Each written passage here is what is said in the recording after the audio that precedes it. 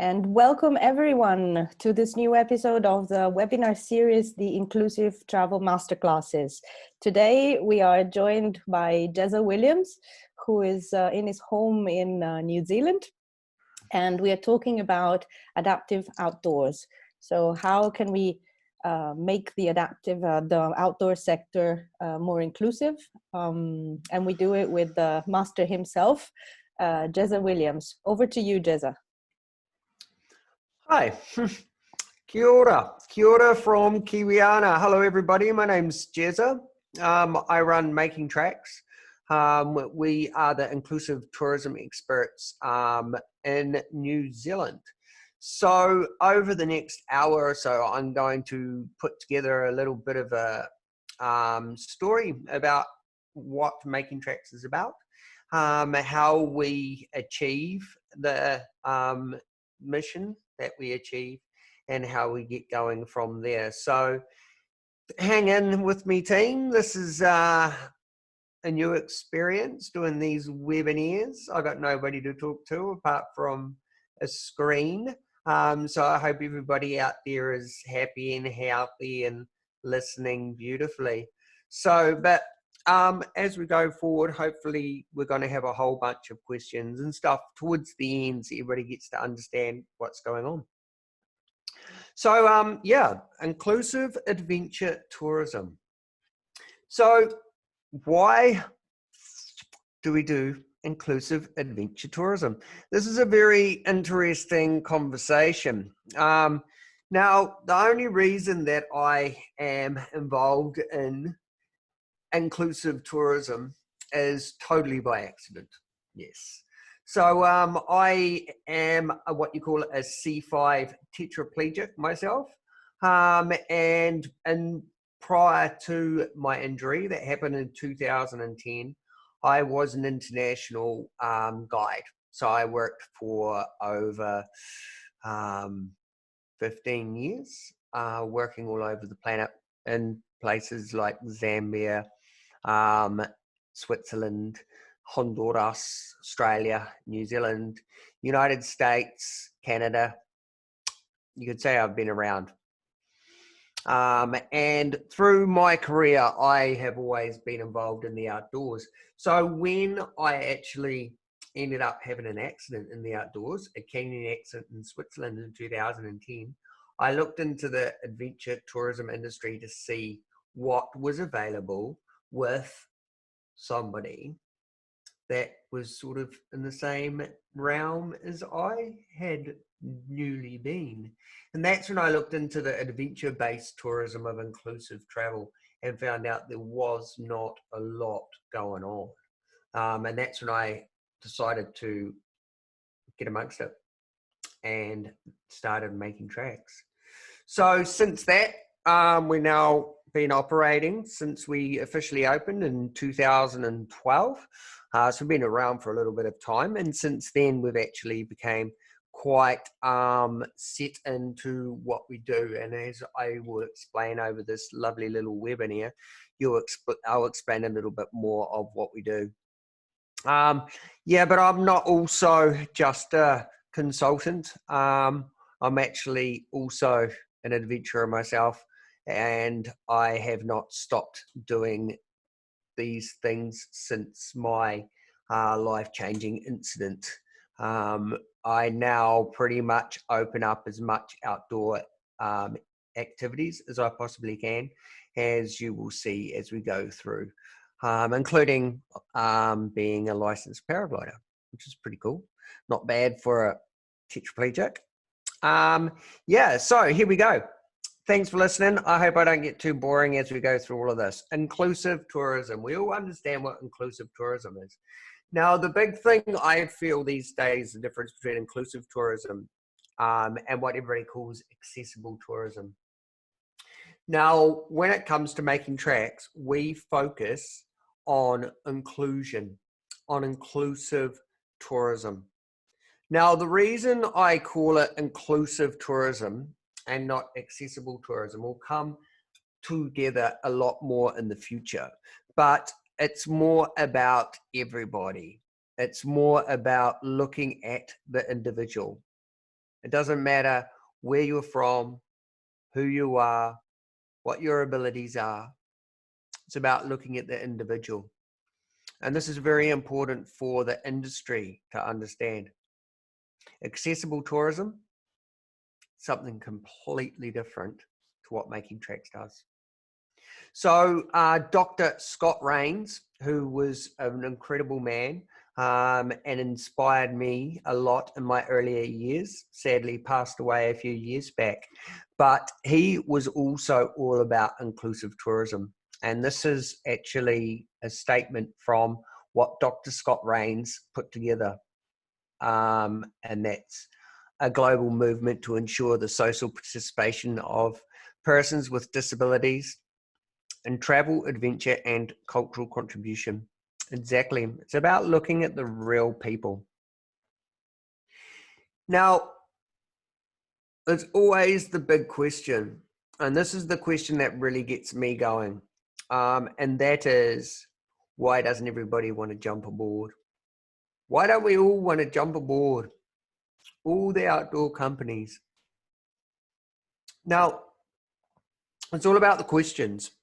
So most people and most companies have got no idea what it means. They've got no idea what sort of money is involved, and they've got no idea what the possibilities are.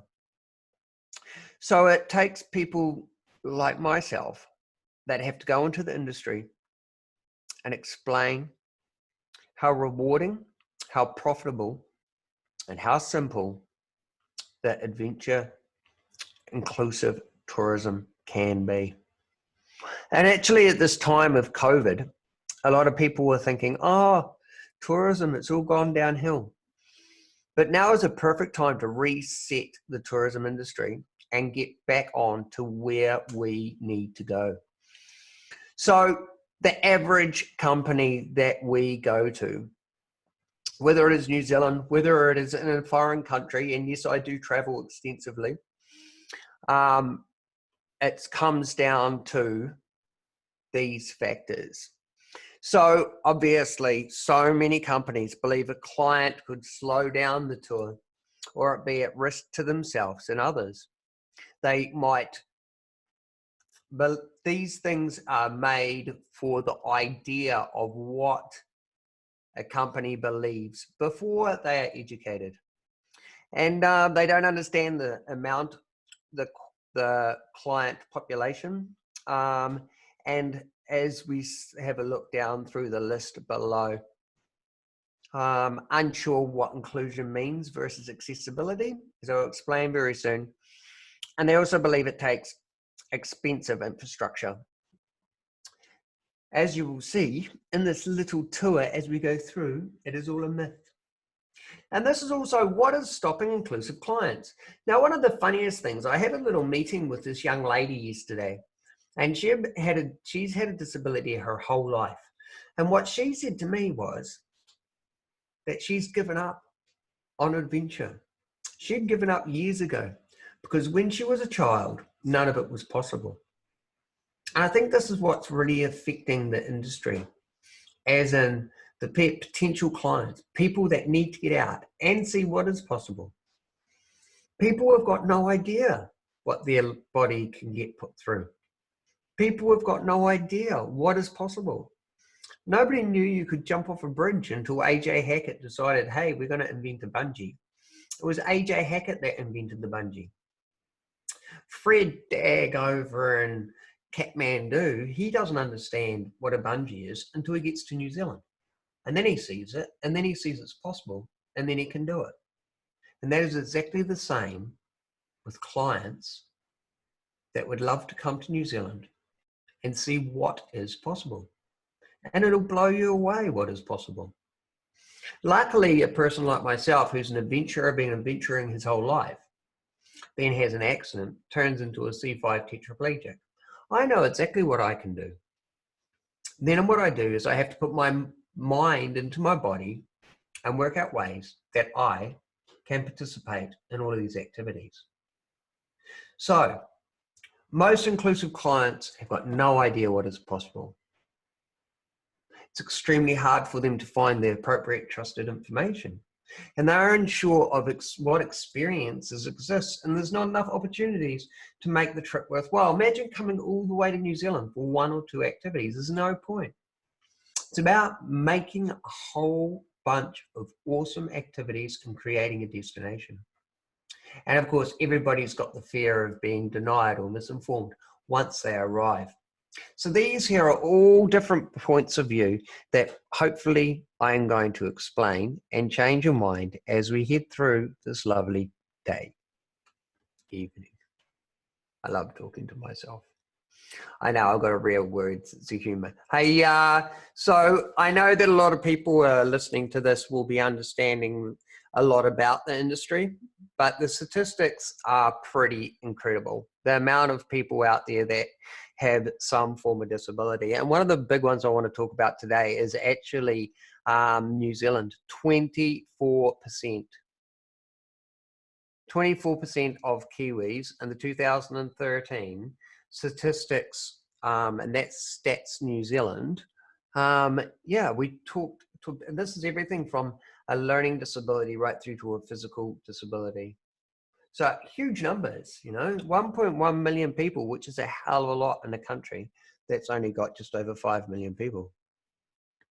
And this actually sits very well with the whole world. Not only New Zealand, but every country has a huge amount of people with a disability. Yes. And these numbers just keep on growing and growing because, you know, everybody's traveling with their friends, their families, their companions. The Indians and the Chinese always travel with their family, their full family, including grandma. And then the baby boomer generation that we talk about, that is going to double in the next 15 years or so. And they've got the confidence, the money, and they've already traveled.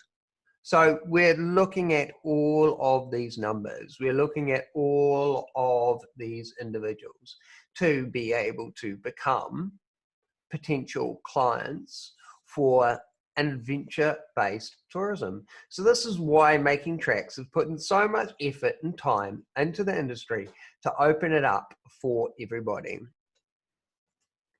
Now, this is one of the major things I find, I think, when I go to outdoor companies and I talk to the outdoor companies and I'm like, well, you know, hey guys, I'd really like you to be an inclusive company. And then crazily enough, a lot of people think about a disability. And when their first mind goes to disability, the last thing they're going to think about is somebody that wants to go skydiving or rafting. But in reality, this is exactly what they need to think about. Because the myth of disability is so true. Most people that travel, that want to travel, whether they have a disability or whether they do not, they are fit, they're healthy, and they're adventurous. Or they would not be out there doing it in the first place. So it's about understanding the client. It's about understanding who you are or who you are providing your tours for. So these are little things I'm just throwing out there to start. And this is the big one. Inclusion versus accessibility. And this is what I was talking about before. Makingtrax is about inclusive tourism. We're not about accessible tourism. People do not come to New Zealand to use the bathroom. Okay, people come to New Zealand to get into the wilderness and to get into the outdoors. So Makingtrax is all about the activity. We do not care about the infrastructure. Reason being, through education, information, cooperation, and adaption, only when needed, anything can become inclusive. Now, inclusive also includes everybody, okay? People with hearing impairments, people with visual impairments, every different ability is involved with inclusion. Now, one of my favorite things is, you know, if I went to Christchurch or if I went to Kathmandu, Nepal, now I call Kathmandu more inclusive than Christchurch, New Zealand. Reason being, it's definitely not accessible. In fact, it's probably one of the most inaccessible places on the planet. But because there's so many people and so many people willing to help, it is inclusive. It's way more inclusive than you could ever imagine. So inclusion is about the knowledge and the understanding and the ability to help. And then the idea is the person that would like to do the activity can quite easily decide whether or not they're going to do this activity themselves. Or they can improvise, and so does the company. But they need to know this information prior to. It's pretty simple, really. So adventure tourism. What is adventure tourism? Adventure, to undertake a task without knowing the outcome. It's what New Zealand is all about. It's what this beautiful environment we have here is all about. It's everything from remote locations and nature right through to the physically challenging and guided experiences. So yes, it all comes into potential of injury and loss, but that's okay because we're run under industry control licenses and associations. We know what we're doing. Pretty much. New Zealand, we have CAA, Civil Aviation Authority. We have the MSA, the Maritime Safety Authority. We have the WorkSafe, Adventure Mark. We audit all of our outdoor companies. Everything is run underneath safety operational plans.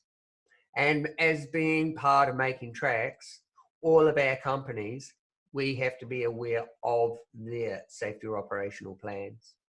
And these, in New Zealand, we're lucky. We work underneath safety operational plans. And what happens is if you can run a safe operation and it's audited through WorkSafe and everybody is happy, then it doesn't matter at all whom you are. You can go and enjoy a beautiful adventure-based activity.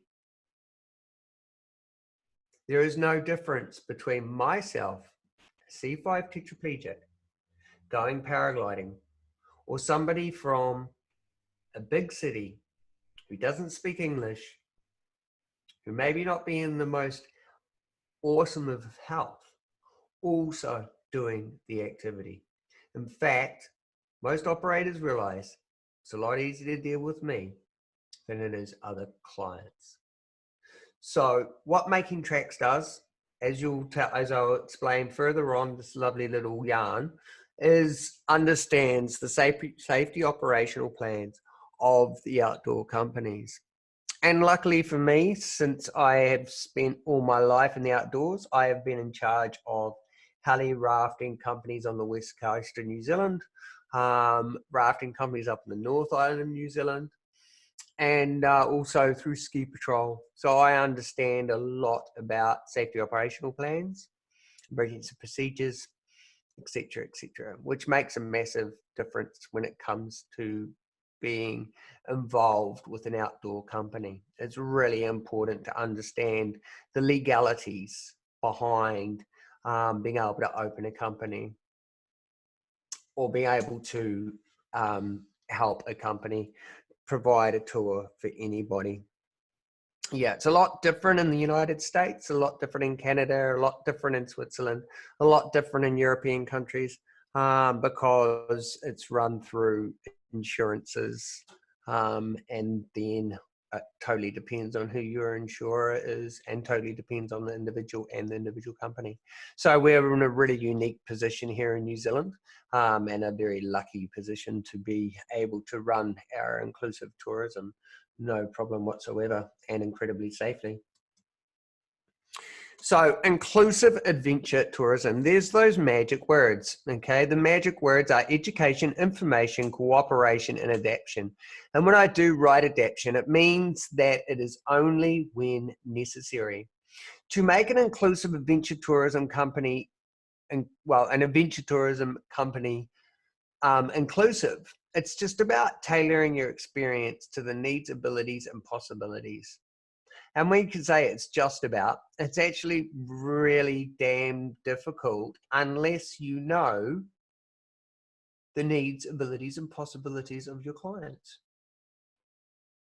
Because you can't tailor it unless you know exactly what's needed. And then the client has to have confidence. Yes, it's all about communication, trust, and reassurance. You need to have your reassurance prior to with your clients, and they need to trust. Trust is mandatory. Most of the clients that I deal with that come through to New Zealand just need a few little words of wisdom from somebody like myself who have done these tours, who understand the client and who understand what's needed and the needs of the individuals. And the client needs to understand the facilities prior to. I know I was talking about inclusive tourism over accessible tourism, but it's very important that the company and the client, you know, we can change things up a little bit if needed, you know, but we need to have that information there prior to. If there are no toilets, I can improvise. Or the company can improvise. There are many ways around these things. It's like looking outside the picture. But if I went into a company and says, hey, I want you to be an accessible company. I want you to put ramps in. I need you to put toilets in. I need you to put in wide doors. The company's just going to laugh at me and go, you're dreaming. And I fully understand why. Because we can open up a company right here, right now, just with information. Just with a little bit of education. Adaptions come into it, and I'll touch base on the adaptions. And Makingtrax does do quite a bit of adapting equipment, but we really try and keep away from adaptions as much as possible. It's really important to keep it simple, and I'll explain to you very soon. So it's the inclusive client. So let's talk about every ability is different, as is the experience. So it's about understanding your client. To be able to understand your client, you can provide an experience to the best of the client in relation to the activity. Now, what that means is you have to understand everything about your client. And I do understand that can be very difficult because every ability is different. There are so many people out there with so many different abilities, but it's learning about those abilities and understanding what ability can do an activity. Now, below that, we say we vet clients in the adventure industry. Now, when I talk about vetting clients, it's got nothing to do with going to the animal doctor. Vetting clients. So in the outdoor industry, if you show up to an activity, then your trip leader will be looking at you and making decisions based on the risk involved with the activity. Now, me personally, I don't want to go rafting on a class 5 glacial fed river. I'm C5 tetraplegic. I cannot swim very well. I do not have climate control. I would freeze. And it would be very dangerous for myself. Although Aaron Farthingham, old Wheels from Nitro Circus, he's been down the Rangitata River many a times. So for a company to be able to vet properly, they need to understand the client's abilities and the possibilities. For example, Arnold Schwarzenegger, he can't go skydiving. He's too heavy. However, me, it's a piece of cake. I can go skydiving any day of the week. So It's about understanding the possibilities and understanding the abilities. That is the most important part of inclusive adventure tourism. Now, I know I'm going on track and I'm going to keep this pretty much going the way that we're talking at the moment, but it's all about building a destination. And when I say that, it's not about building one activity in one part of New Zealand and putting another activity in the other part of New Zealand and another one over here and another one over here and another one over here. It's about building a destination. So it's about going to an area and opening up as many activities within that area as possible. And what that means is a client can go there for 2 or 3 days and have a really damn good time in that one destination. In New Zealand, we're lucky. We're very close. We can go from one destination to another destination in incredible beauty that's completely different. From the mountains to the oceans. You go from the mountains to the oceans in a couple of hours in this country. And so lucky. So what we do is we go into an area and we open up as many activities as we can in that area. Like Abel Tasman. In the Abel Tasman, we have sea kayaking, we have walk Abel Tasman, we have the SUP, stand-up, sit-down paddle boards, we have Cable Bay Adventure Park, we have the eco tours. You can go out and check out the beautiful part of the park, all in one area. And then you can go down to Franz Josef. Down in Franz Josef, we've got the helicopters that take you up to the glacier. We've got sea kayaking on the lakes. We've got the hot pools. There's many different beautiful in this area. Then Queenstown, same. So many activities all in one place. So it's about creating little destinations. So the more opportunities there are, the longer the client's going to stay and the length of travel will be worth the trip. But the most important thing is the clients must have confidence to book before they venture out. Because once it's there, because it's important before they leave home, they know that they can do an activity, they have confidence in it, and then they can rock and roll and everything works. But they need to work this out before they actually leave home. And then life's easy. They can go on an adventure and have an amazing trip. And once it's in place, it's there for generations. And of course, it empowers domestic and inbound travel. So I'm telling you all these things about inclusive tourism, about adventure tourism. I'm saying, hey, you need to understand all of your clients. I'm saying, hey, you have to understand all of your products. You need to understand what's going on, the risks involved, the rewards involved, etc., etc., etc. One outdoor company would never have the knowledge to do all this. It would be impossible unless it is run by somebody that understands both sides. And that's what put Makingtrax in a very unique position. So what do we do? Makingtrax. So we are the link between the operator and the client. We take away all of those misunderstandings and we focus on the possibilities. Luckily, we have got an incredible knowledge in the industry. Luckily, I've been in the industry for a really long time and I also have got a huge knowledge of whom. I know the clients and I know the businesses and the business owners. It's about getting a relationship going and making sure that they realize that they're not my clients.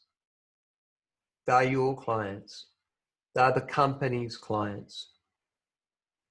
So it's all about having that experience and knowledge and understanding the industry. And of course, being a tetraplegic helps pretty much because if my body can do it, anybody can do it.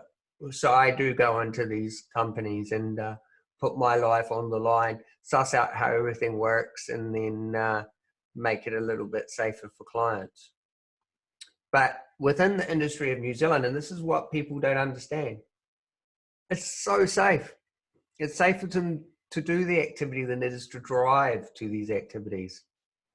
Every day in New Zealand, well, not at the moment, but normally, hundreds of people are dropping out of aeroplanes, jumping off bridges, rocking down rivers, doing all these incredibly awesome, amazing activities. They are safe. They are awesome fun. All of the guides are incredibly highly trained. All the equipment used is the latest possible safe equipment that we can use. And the most important thing is that if you're doing work with any of these companies, you need to be in the same realm. And that's what Makingtrax does. We understand how safe they are. They understand how much we know about these safety operational plans, what needs to be done, what needs to be done to run a fit, healthy, safe activity. And it's really important to understand that we are practical. We make things cost effective. If we are going to make harnesses, they are the simplest, practicalest, safest kind of harnesses that you could possibly think of. It's what we call KISS. Keep it simple, stupid. It's perfect. It's the analogy of making tracks. And we're all about the experience. As I said before, we're not about toilets and ramps. Now, the way that Makingtrax actually works and the way that we make money is we're not a booking agent. We are a relationship. So what happens is the companies that I go to, they become part of our Makingtrax movement of inclusive tourism. And they subscribe $250 a year to be part of the Makingtrax movement. What that gives the company is an ongoing relationship. So we know them, they know us, and we work together to make their company way more inclusive. We provide our inclusive tourism operators with the knowledge and practical skills to confidently book their clients, providing the correct information so inclusive clients can confidently book. As I said before, it's about the client making up their mind whether or not they want to do the activity. It's not about the company trying to make up their mind because they don't know what the inclusive client needs.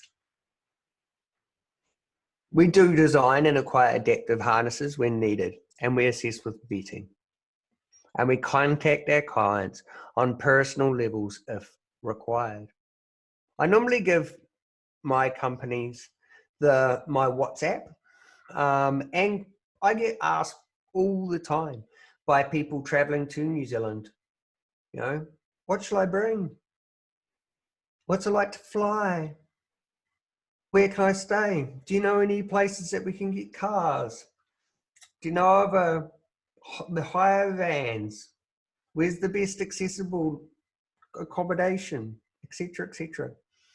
I find myself answering a lot of questions, but it doesn't worry me because it's giving people the opportunity to come into New Zealand and enjoy what they've got. So anybody that wants to come to New Zealand and do an activity, if they want to come in and just do it on their own back, they can. They can go to the activities and go to what they want to do. It's all on our inclusive directory. And yes, we do run tours for people that want us to run tours. But I'd rather people come just like any tourist and enjoy their ultimate Kiwi experience. All Kiwis get out and enjoy this beautiful playground that we have within New Zealand.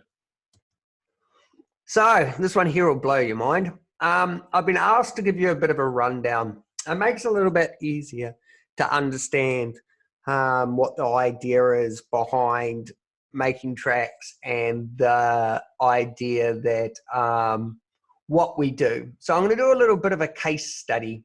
I'm going to tell you a little story about one of our companies, and it'll give you an idea of how we open a company.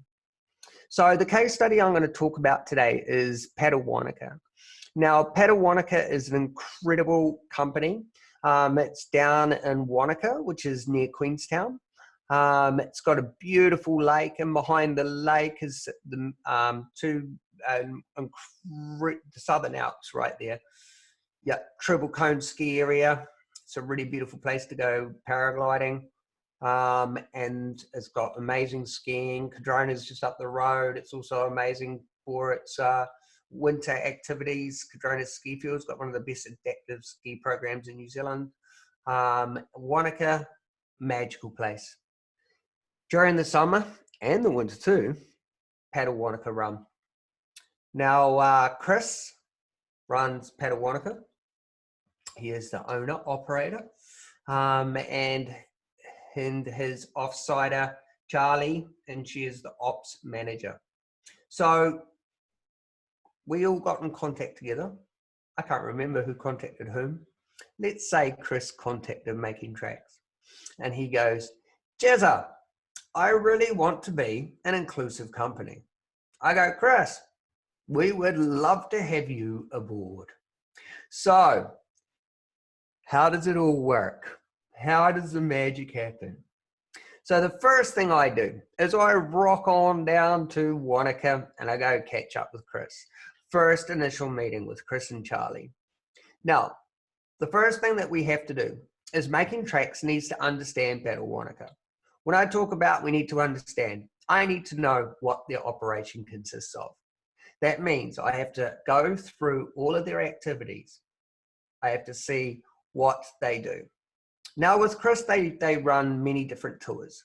They have kayaking tours. They have stand-up paddleboard tours. They have hire. So you can hire a SUP or you could hire a kayak. They have kayaking tours that you go out onto the lake. They have kayaking tours where you go out on the lake and go for a big walk around the island and then come back again. They have a water taxi. And they also run kayaking clinics. They run river kayaking. And they also run kayaking sessions in the pool to learn how to do Eskimo rolls and basic whitewater skills. So I have to go through all of his tours. I have to work out what they do with hiring, and I have to look at all their products. I have to look at the access for each of these activities, including the walks around the island, getting in and out of the boats, getting in and out of the water taxis, and then I have to look at all of his equipment. You know, what sea kayaks do they use? What paddles do they use? What stand-up paddle boards do they use? What do they use on the river? And then I have to go through and understand their safety operational plan. And once I understand as much as possible about their activity, then I can assist Padawanaka for their next step. So Padawanaka's next step is to understand what Makingtrax can do for them. So what I'm going to train Chris pretty much and Charlie at the start.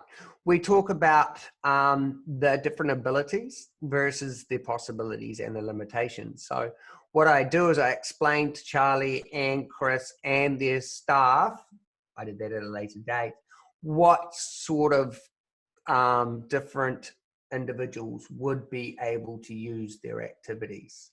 And then I also give them a good idea of, you know, there are many different things that may affect their clients. Things like transfers in and out of kayaks, things like cold days and equipment, things like assistance, you know, depending on what abilities their clients are, and personal needs, you know. There's no toilet at Padawanaka, but there are restaurants, there are public bathrooms in the areas around there. So it's important that Charlie and Chris and their staff know that they can point somebody in the direction really quickly and say, you know, if you need to use a bathroom, And also for their clients to know, you know, if one of their paddlers is going out for a really long time and needs to use a catheter, to use a bathroom, or, you know, they've got different personal needs, it's important that the trip leader of the trip knows and everybody's on the same wave before an activity goes ahead. We then have to look at the restrictions and discuss and put things in implementations. And these are things like weight limits. You know, if people need certain transfers, then there have to be certain weight restrictions. And then obviously well, not obviously, obvious to me, not obvious to you. We provide paddle Wanaka with basic adaptive equipment. We provide them with the protocol and forms provided that I'm going to touch on in a minute, and vetting forms. And yes, we do have an incredible sea kayaking seat harness system that sits clients up in the boat. And as I said before, I'm C5 tetraplegic, and I have tried and tested these harnesses, and we'll talk about that in a minute. So just looking at these few forms, just give you an idea of the basicness of, say, a vetting form, for example. So here on the left, you can have a quick look. And this form here is laminated, and it's kept with all the adaptive equipment that is used with paddle Wanaka. So the trip leader or the base manager on the day can quite easily reach in and grab this form prior to, or if a client was to show up. So if somebody wanted to show up and hire a kayak, then there must be a legality, a way of making sure that it's extremely safe. And this is something that Chris, Charlie, and myself have all taken care to understand, that we're happy and everybody's happy for this to go ahead.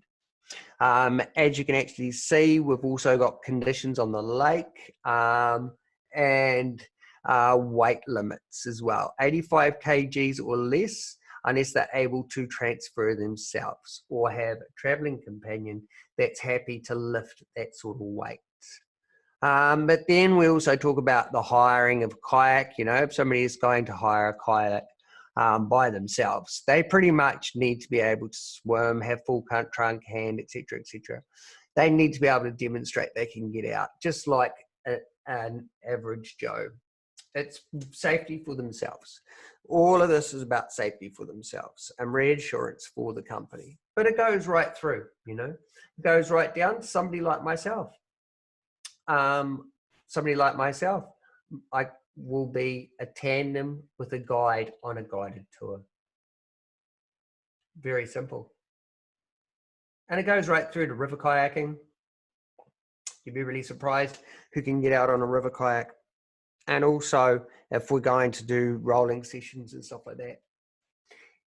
The next forms that I also give all of our companies, and this one here, it's really interesting. And that's a protocol of dealing with somebody that's got a disability. And this covers a lot. It covers everything from visual to hearing to the basics of, yes, Jezza in his wheelchair. And there are things that most people don't really think about, but it's pretty obvious when you live a life that we do. So lucky for me, I see both sides, and I can quite easily give these sort of information packs through to our companies, and they can do, and we also can do a little bit of staff training with their staff, so everybody's on the same page. The next one, information. So once the company has all of their, has been educated and has everything underway, then we're going to hit up information. Now, if you go to the bottom bubble, it says client information must give the client confidence to book. And this is the most important piece of information. It's about your client booking. The only reason a client is going to book your tour is if they know it's possible for themselves. They need to know what they can and can't do. And that is extremely difficult for somebody that has never gone out and done something in their life, because they are totally unsure and they're nervous and they're worried. So it's really important that we provide as much informative information as possible. And also photos, pictures, videos, showing somebody like myself, Jezza, that I can do it, then anybody can do it. So the client information. Now, Makingtrax is this Patagonica with all of the client information. And all that information would include how to book, what abilities, what access, or the facilities, are there bathrooms, you know, how do I get there, what do I need, who do I contact? And it all goes on the inclusive directory. Now, the inclusive directory is the magic behind Makingtrax. And of course, Makingtrax provides the individual companies that we work with the Trax seal of approval. And that's a nice visual of what exactly Makingtrax what companies, we use. Whether that's it can be a sticker on their window, bumper sticker on their car, but mostly it's that beautiful little slogan logo up there in the top right-hand side of your quarter that is put over the outdoor company's websites. So everybody get a nice visual, and that automatically goes back to the inclusive directory. Now, we can have all the information, we can have all the education, but the only way this is really going to work is if everybody cooperates. And this is why when I talk about all of our Makingtrax inclusive tourism Trax approved companies, we talk about family. All of the companies that I work with, they are all part of the Makingtrax family, the inclusive tourism movement. Why do I want them aboard to work with me? Because they're the best damn companies in New Zealand. Why? Because they want to be part of the inclusive tourism movement. So cooperation is really simple. So it's all about the relationship. So me and Chris, we're great mates, you know. If I have a client that's interested and wants to go down, I can just give Chris a call. If Chris has an issue, like he has a whole bunch of clients coming in and he hasn't got enough harnesses, then he can call me. We've had a trip in the past where a few of the characters that came through, there was about 5 of them, and we were worried that the communication wouldn't work because they had hearing impairments.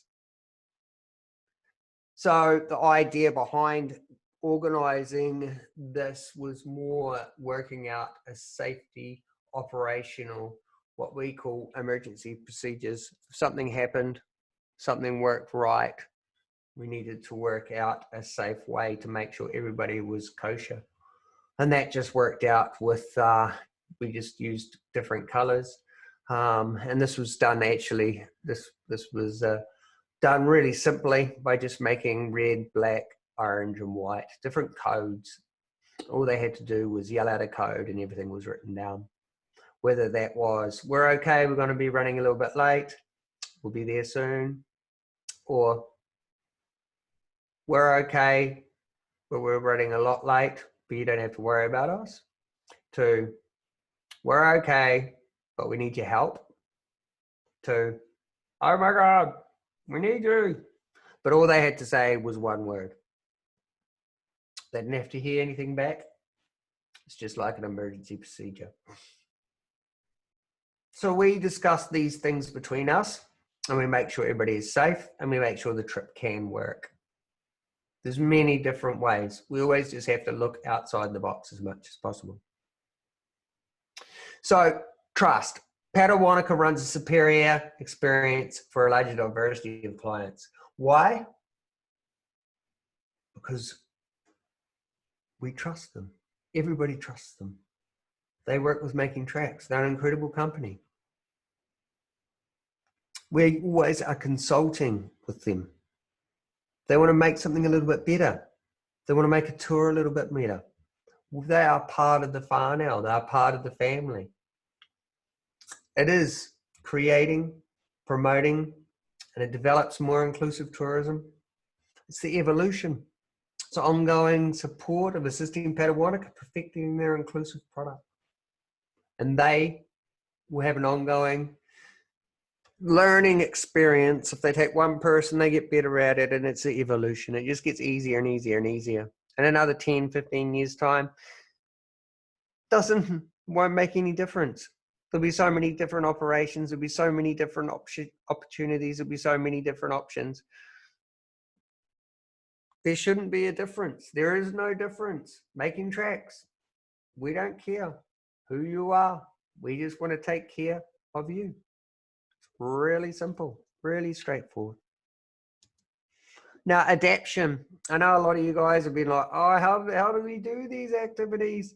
And yes, we do make our adaptions. But as I said before, we keep them cost-effective, safe, practical. What's that word? KISS. Keep it simple, stupid. Now, with our I might even tell you a secret, you know. Our harnesses for the sea kayaks are real simple. It's just a seat that we sit in. They're very comfortable.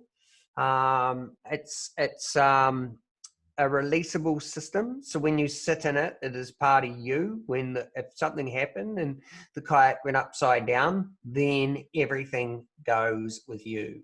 It needs to be. There is no way legally within New Zealand that you would be allowed to tie anybody into a kayak or anything to do with water for that matter. So a fully releasable system.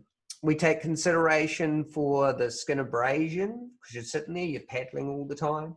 So you have to have special surfaces so the skin doesn't rub and skin doesn't come off if you can't feel it. And of course, skin pressure. We also have to look into how people hold the paddle. We also have to look into making sure there's no sharp bits and pieces in and around kayaks. And that's just with our kayaks. We also got rafting harnesses that you sit up on the outside of the boat. Same thing, fully releasable, fully supportive, good for skin, good for multi-days. We run 7-day trips. I did a 7-day rafting trip last season, no worries whatsoever. And then of course, they're available. So every Makingtrax company has the harness at their business. So with sea kayaking, we've got this, we're just talking about Chris down in Wanaka, but we've also got Kaikoura kayaks. We've also got Able Tasman. We've also, well, that's R&R, sorry, Rohan, R&R kayaks. We've also got Glacier kayaks on the West Coast. We've got kayaking companies all over New Zealand. Because once you open up one company, we can open up any company in the world. So it's about consistency. Once one sea kayaking operation is open, any can be opened. And they'll be all open exactly the same way. Safely, efficiently, cheaply, and easily. It's such a great, great plan. And the sea kayaking is one of our favorites. People love it. It's not too hardcore. It's nice and mellow, but it's also extremely beautiful. And yeah, you can get some pretty rough water. Trust me, we've seen some pretty awesome spots. So that there is about opening up a company. I hope that makes more sense. So education, information, cooperation, and adaption, but only when needed. If somebody, for example, when I say only needed, if somebody can sit in a sea kayak, they don't need a harness. There's no point in putting a harness in there. Somebody can go skydiving and lift their own knees with their hands. There's no point in worrying about it. We don't even need to have anything. The company just needs to be educated of how to deal with an individual. Same with the paragliding. So it all depends on the activity. Simplicity is the key. But if we are going to be using our harnesses, especially with rafting, kayaking, sea kayaking, water-based activities, it's incredibly important that all of these activities, all of these harnesses, are incredibly safe, that they are fully releasable, and they do not take the skin or pressure or damage anybody in any way. And that's the luckiness of having Jezza as your CEO, because I've tried and tested everything many a time. It's a hard one, hard task. Somebody has to do it. Now, the benchmark of inclusive tourism in New Zealand, the Trax seal of approval. Now, this is what I was talking about before. If you notice on all of their little pictures down the bottom here, you've got Shot Over Jet, there goes Makingtrax. We've got, that's Skydive Auckland, there's Makingtrax. That's iFly New Zealand, that's Makingtrax. And that's Canyon Swing, Shot Over Canyon Swing Queenstown, that's Makingtrax. So our logo is on all the outdoor companies. And some of them are linked back to the inclusive site, or people just are aware of what's Makingtrax, and then they go to the inclusive sites. So we provide the Trax approved seal on all of our companies, and then they proudly display it on their marketing material and hopefully link it back to the inclusive directory. What is the inclusive directory? This is where the magic is. So all of the inclusive tourism operators are in one place. It's on makingtrax.co.nz on inclusive directory. And then it shows all the different activities. And it gives all the information that you need to book and who to book. Pretty sweet, pretty simple. And then, yeah, we do a lot of marketing. I've done a lot of films. We've got a couple of films coming up in the Adventure Film Festival in Wanaka, Queenstown very soon. If you haven't seen Limitless, it's quite a good movie that we put out just recently with We Are Explorers in Australia. In fact, we won the Australian Adventure Film Festival, and we got runner-up in Kendall Film Festival, and we have even gotten to the 5 points, so that's exciting. But we get a lot of films put out. I do a lot of public speaking, a lot of keynote speaking, not within the disability sector, but within the tourism sector. And I think this is a big one with the outdoor industry and inclusive tourism and accessible tourism. A lot of the time, accessible tour agents have been talking to accessible tourism agents, like probably we are now a little bit. Whereas in reality, the only way to make things work is to talk to the people that make things work. And that's what Makingtrax does. I get out there. I was a speaker at the Tourism Summit Aotearoa, and also things like BIATA, the Backpacker Youth Adventure Tourism Association. I did the Transport Conference. Arrival, I'll be doing that next year. Sadly, it didn't come up, the one in Bangkok. And as many more as I possibly can to spread the word about inclusive adventure tourism throughout the globe, really, because this is something that is very dear to me. And in saying that too, Makingtrax is a non-profit company. I do not do this for money. I do this because I'm passionate about it. All the money that Makingtrax makes goes back into Makingtrax. I take no financial gain from anything that I do. I just do it because it's fun. And I love to change an industry. And I love to give people opportunities that I can have. But the only reason I can have them is because I've spent a life of doing it, and now I realize I'm in a very unique position where I can train other people and help other people and assist other people. So the magic behind it all, return on investment. It's all about creating a destination. And I always love that. It's an incredibly powerful message. If you can put somebody like me through your business, and I can walk away with a paragliding license, trust me, people will trust your company. If you can look after somebody like me, you can look after anybody. It empowers more domestic and inbound travel. And it empowers people to think outside the box and travel. And I know I don't talk about accessible tourism, but think about universal design. If you are going to do anything with your business, think about everybody. Because this day and age, the way the world is going, sad but true, a lot more people will be needing easier, more inclusive activities in the future. And once it's there for generations.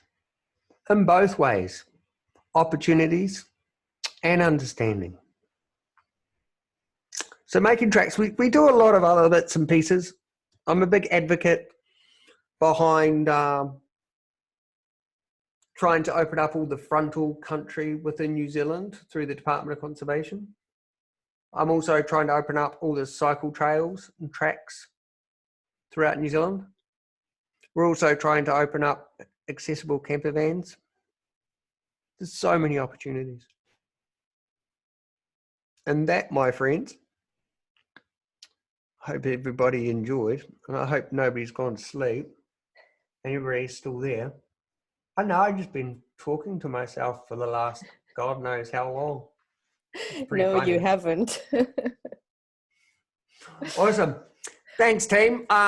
Yeah, there we go. So that there is a little bit about Makingtrax, the story, and I hope that was informative and educational. And if anybody would like to ask any questions, like Eleanor, because I'm sure you're going to ask me a few questions, yeah.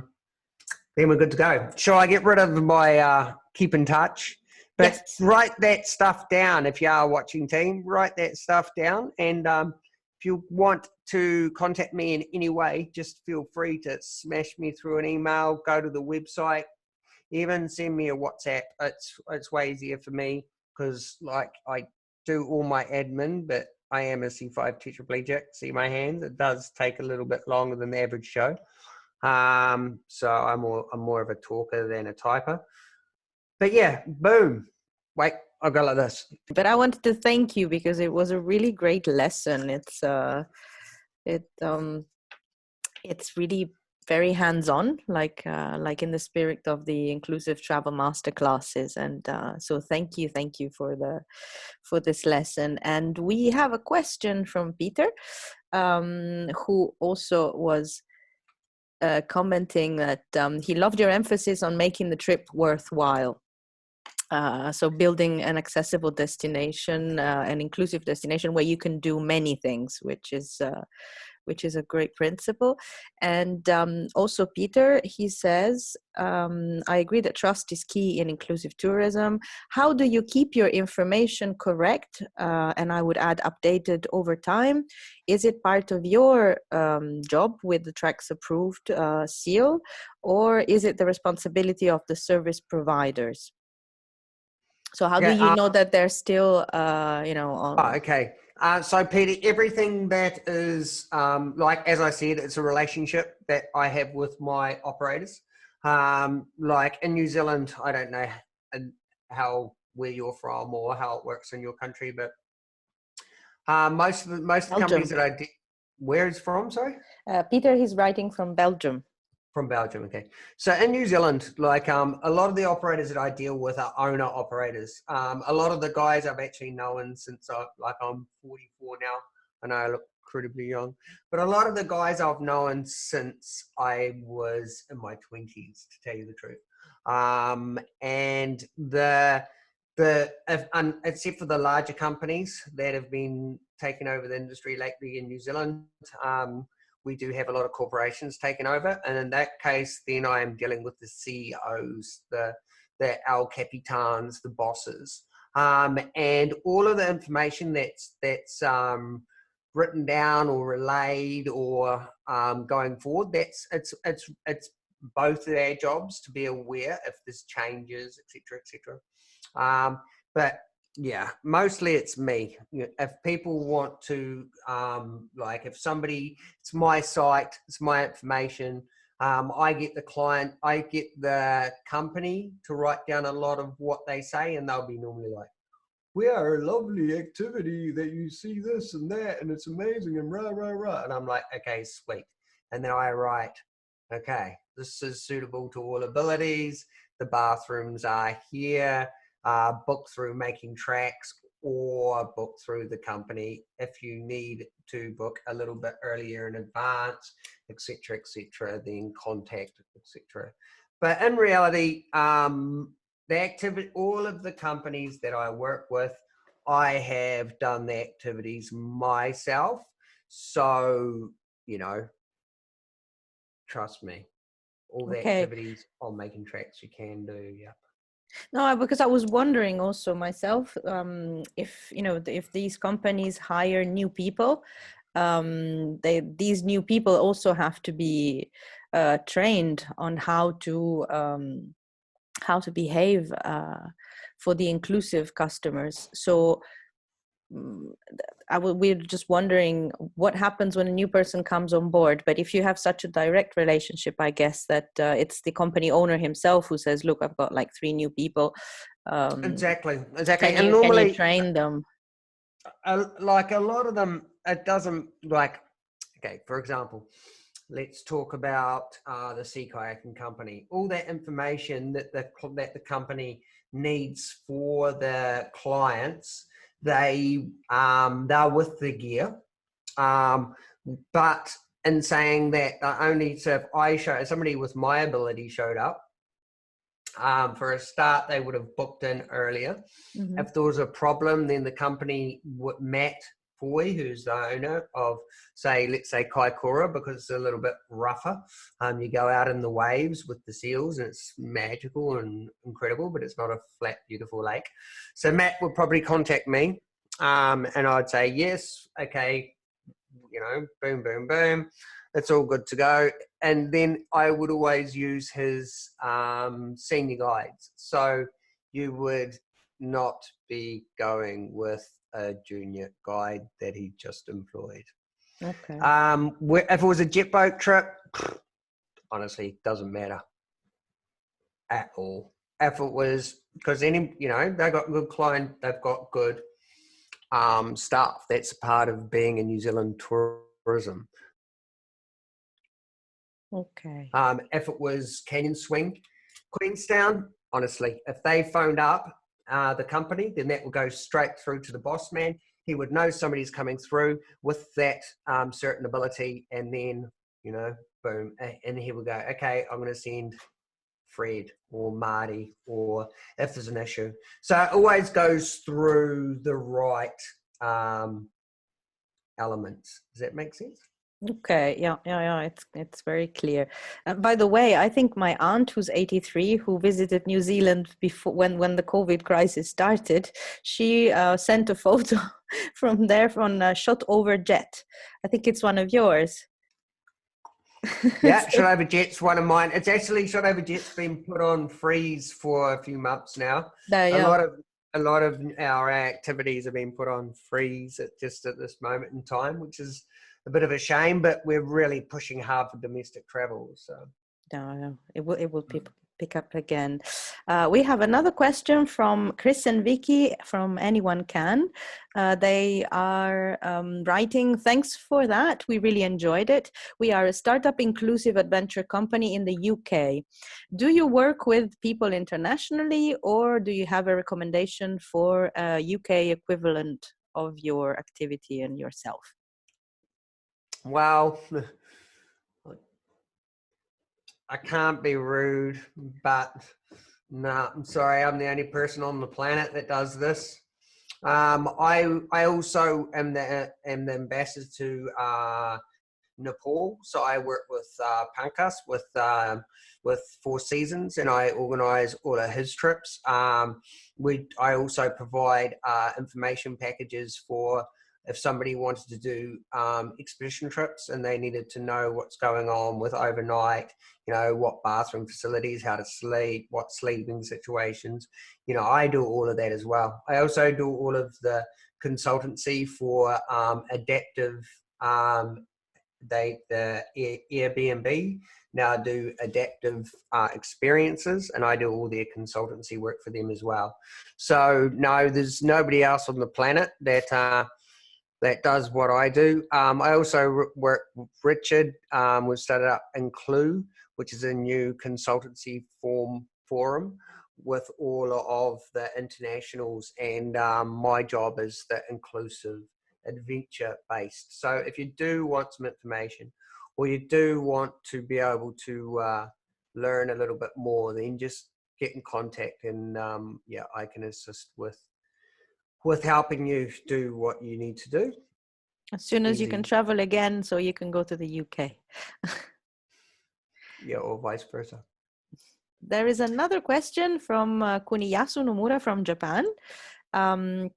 He writes, how often do you have direct contact with travelers instead of, for example, in the case of Paddle Wanaka, and in what kind of cases? So do they come to you more often, or? Yeah, all the time. It was really funny, actually. I was working with a friend of mine who works for Google just the other day, and more people Google Makingtrax than Google inclusive, accessible wheelchair travel in New Zealand. So that's a really good news for Makingtrax, but it also means that, yeah, I have a lot of clients contact me, and I just say, hey, send me a WhatsApp, send me a message, and then I'll be like, I'll talk to them just like I'm talking to you guys now. I'll be like, okay, hi, what's up? What are you after? You know, can I give you some advice? You know, do you want to book into a certain trip? You know, a lot of people do ask me to assist them.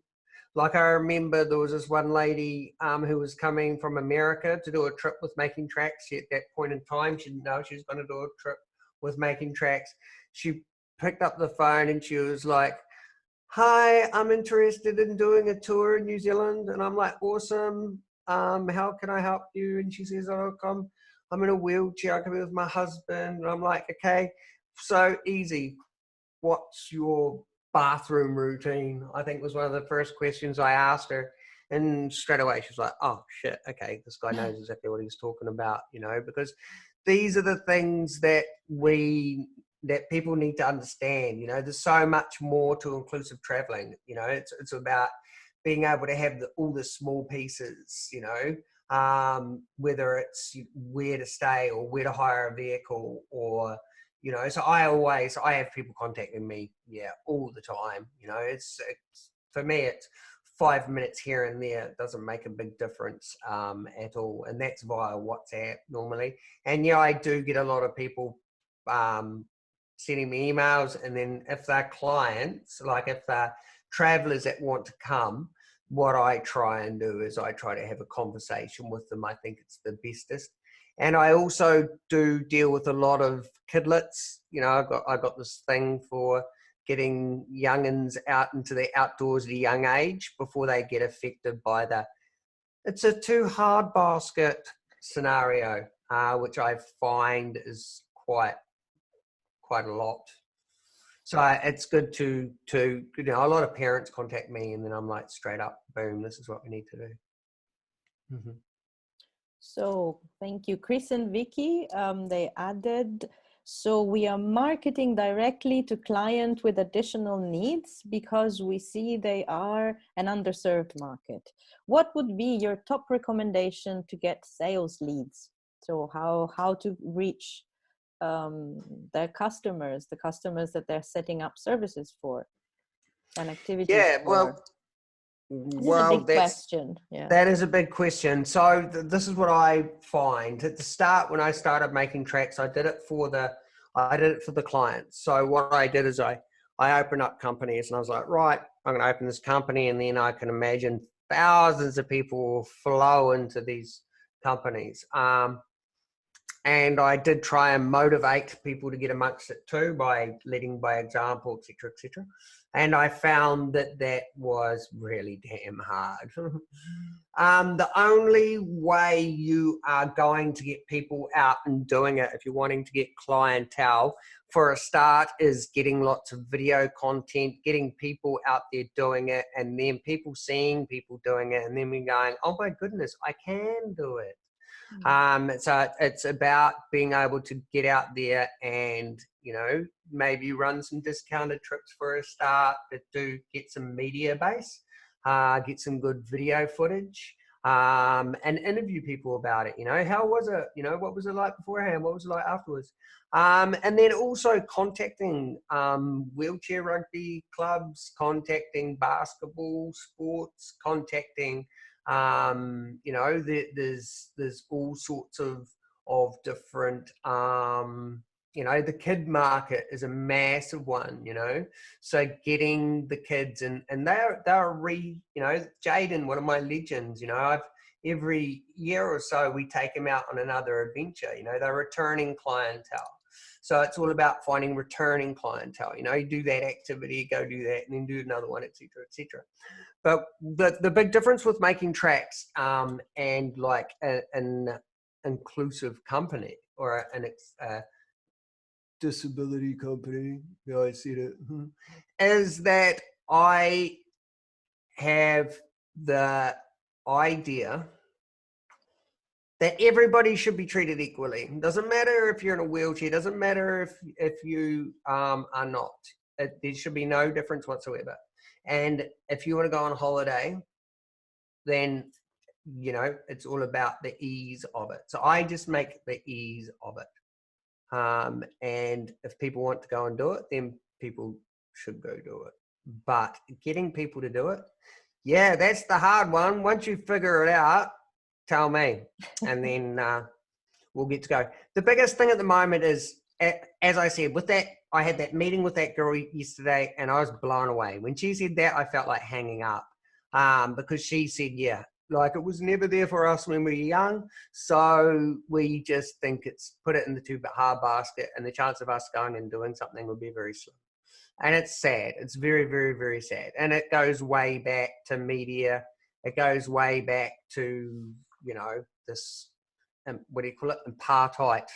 I like to call it apartheid. I hope that doesn't upset anybody. It's true. And the idea is the more opportunities there are, the more people will see it, the more people will come. And the moment you do one thing, trust me, you know, me personally as a tetraplegic, you know, once you do something and you realize how much fun it is, you crave more.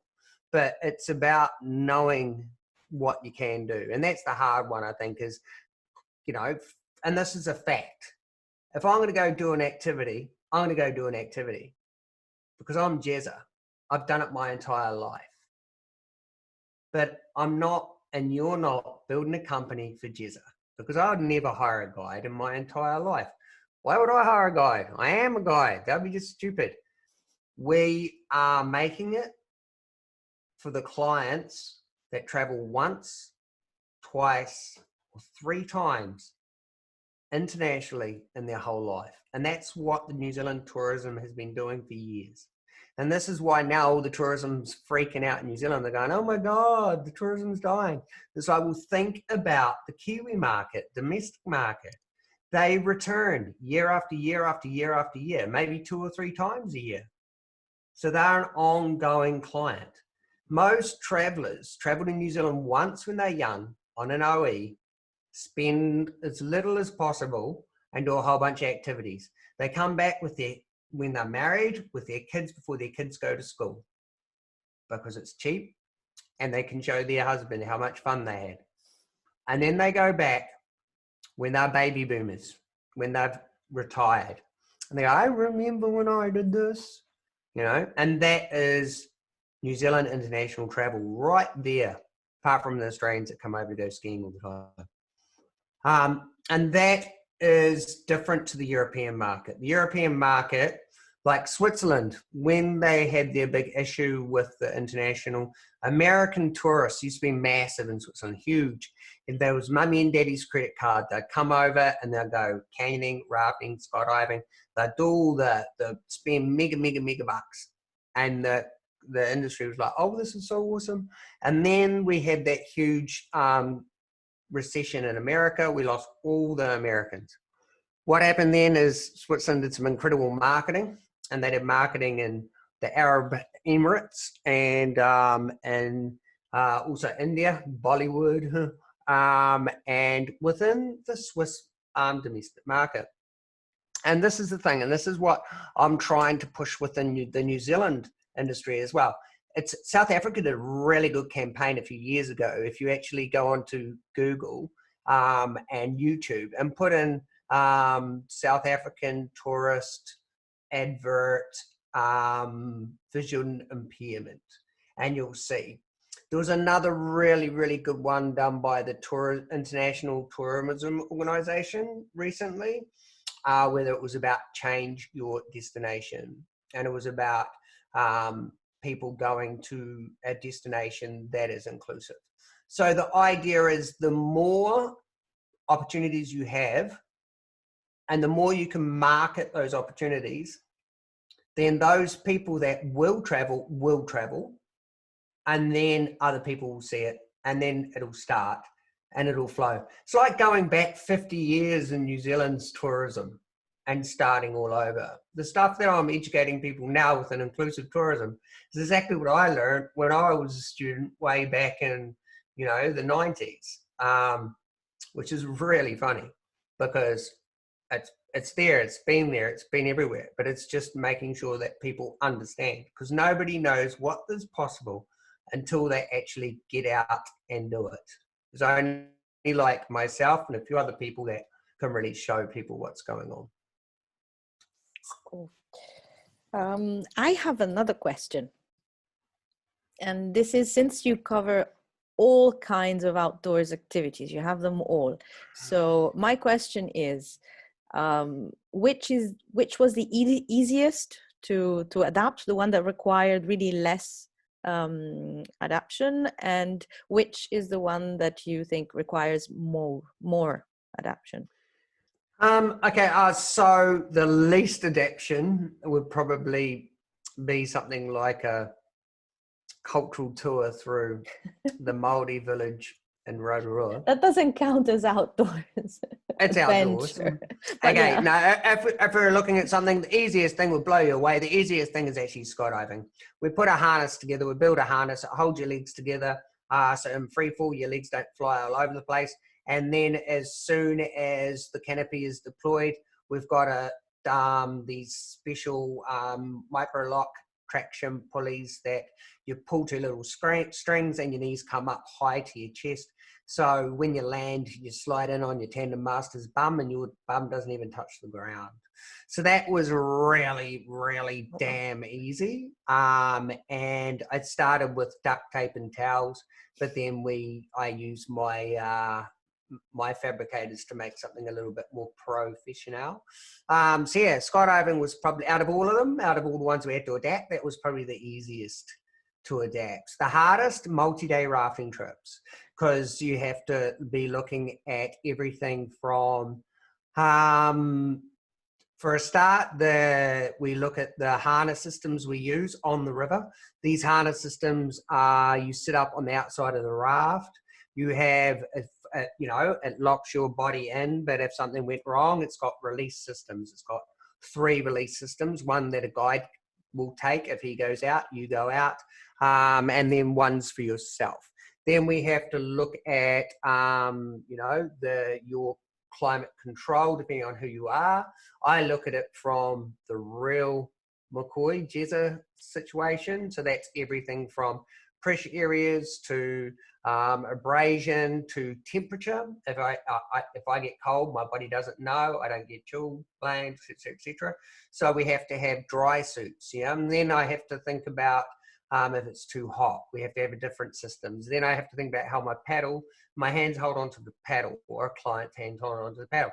And then we have to think about bathroom, what are we going to use for the bathroom? Then we have to look about, okay, if you're in the wilderness for 7 days, you have to think about getting in and out of a tent. You have to think about being able to transfer yourself to, keep your own dignity. Then you have to think about all of the bathrooming. Then you have to think about all your access in and around the camp. Then you have to think about getting in and out of the raft. And yeah, there's quite a lot to it.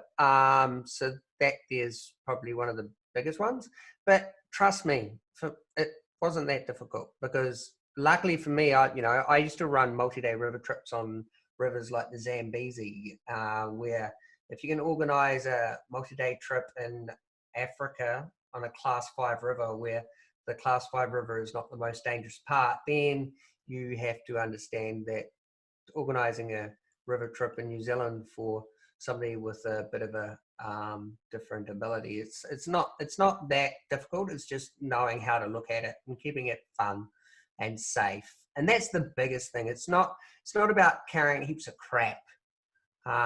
It's about keeping it simple, going back to nature, and making it fun, because that's what this industry, it's what tourism's about, and that's what it comes down to. Yeah. Cool. This sounds a lot like the spirit of traveling of Décalage, which is this association here in Brussels that we collaborate with, and they very kindly host our office. And what they do is that they organize these trips for the members of the association, where they just adapt everything themselves. So they go to they did a couple of trips to Uzbekistan, for example, and yes, they bring everything that they need with them. If they camp out, they bring their own chemical toilets, portable chemical toilets, and the tent for the chemical toilet, and everything is adapted on the spot. They prepare, of course, but they go and do things they go to places that are normally not accessible, but they make them temporarily accessible with their equipment and the spirit. So it's a very similar it's very easy thing that I've heard from them. Yeah. You just you have to love it. You have to love the idea of it, and then you're good to go.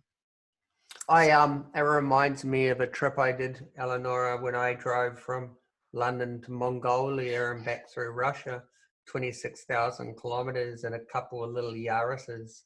We sort of did the same thing, because I camped the whole way. I even used a bus stop as a bathroom once, but don't tell anyone. Don't say which one. Nah, I was in Russia. They didn't notice. They just thought I was waiting for the bus. Cool. Look, Jezza, thank you so much. I'll just ask the participants if there's any last questions that you want to ask, or we can okay, I don't think there are more questions. I would just like to say that for the participants, next week on Monday we have another webinar on how to make museums more inclusive with Rebecca McGuinness from the Metropolitan Museum of Art in New York. And so Peter is thanking you. Thank you, Jezza. Thank you, Eleonora, for the great session. Thank you all for participating. And thank you, Jezza. Really, it was a wonderful, wonderful lesson. I will be sending out to everyone an email with your contacts, and so that if somebody wants to get in touch for to ask you questions or use your expertise, you have all the contacts, and you can WhatsApp him whenever you want. And Exactly. Yeah. So awesome. Thanks, guys. Thanks for listening. Thanks for your patience. I can't believe how long did I talk for? Oh, we're perfect. 1 hour and a half included the questions and answers. Perfect. Oh, it's not too bad, eh? Yeah. You can do more. More lessons. Probably. Okay. Thank you, Jezza. Thank you, everyone. See you all soon. Okay. Thanks, guys. Lovely to not see you. And I hope I hear from you soon.